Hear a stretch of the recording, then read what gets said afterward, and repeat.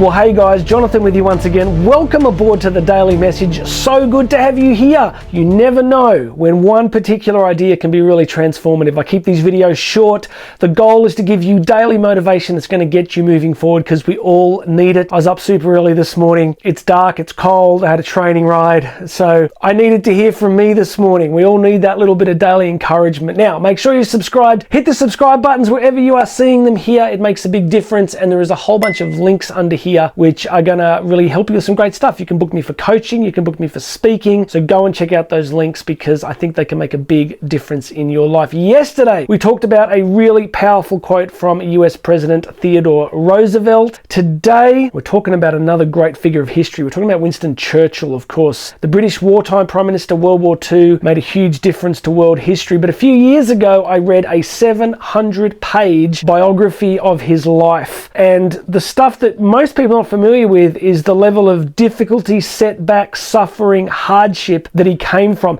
He grew up in a very wealthy, sort of privileged family, but you know, in that era, you barely ever saw your parents. They kicked you off to boarding school at the age of about 4. There was a lot of bullying, a lot of stuff that today we describe as trauma. You know, we see him in that World War II era as this incredible beacon of courage and strength and powerful communication. But you go back to the First World War, he had an absolute career disaster. He was in charge of the Gallipoli, the Dardanelles campaign, the planning for it, and as most of you would know, that was a complete train wreck. So he went from being Lord of the Admiralty, from having huge influence, power and control, and in the biography it said he ended up with a little office about the size of a broom cupboard in Whitehall, which is the sort of government area in London. And so you look at his experience and you realise this is somebody who has really experienced profound setbacks in life, but has matured through them and gone on to make something absolutely remarkable of their story. So I want to give you this quote, we're going to unpack it and we're going to make it relevant and useful for you. You ready? Let's do it. Success is not final. Failure is not fatal. It is the courage to continue that counts.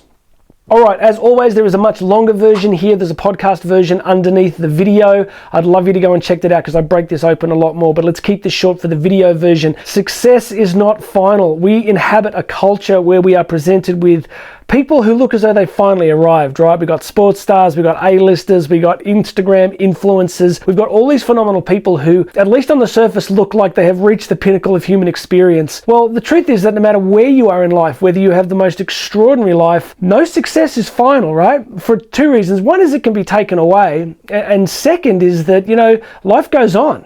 I mean, all of us have had remarkable moments in life, you know, really significant moments. Think of athletes who've maybe, you know, won NFL finals and Super Bowls, and think of, you know, global athletes that have won gold medals. Life goes on, right? Now, those experiences are incredible, they're amazing, they're remarkable achievements, but life still goes on. You know, last week there was a news story about former American President Jimmy Carter going into kind of palliative care, you know, full nursing home palliative care. Now, back in his sort of 50s, he was the most powerful person on the planet, right? He had the nuclear codes, America was in an amazing place in the sort of 1970s, incredible global influence.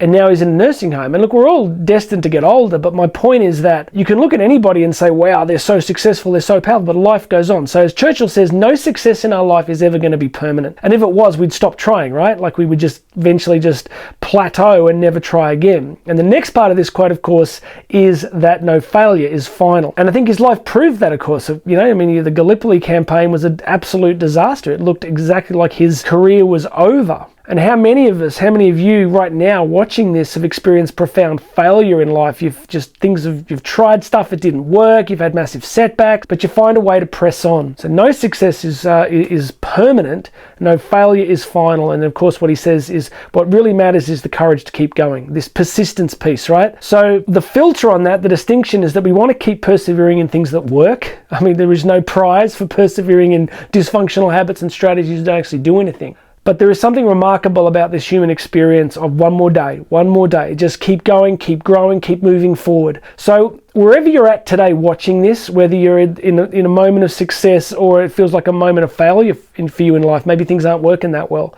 what matters is tomorrow. What matters is the next step. What matters is the next day. So let this be a message to you to be humble in the face of your successes and be courageous in the face of your failures, because you always have one more day. God willing, right? We always get one more chance. So, all right, that's it from me today. Please make sure you've subscribed. Go check out those links. Book private coaching with me. Book me for speaking events. It is all there. My name's Jonathan Doyle. Tomorrow we are going to be talking about an amazing quote from Sarah Blakely, the first female self-made billionaire in American history. You're going to love this, so check in tomorrow. It's going to be a great episode. My name's Jonathan Doyle. This has been The Daily Message. You and I are going to talk again tomorrow.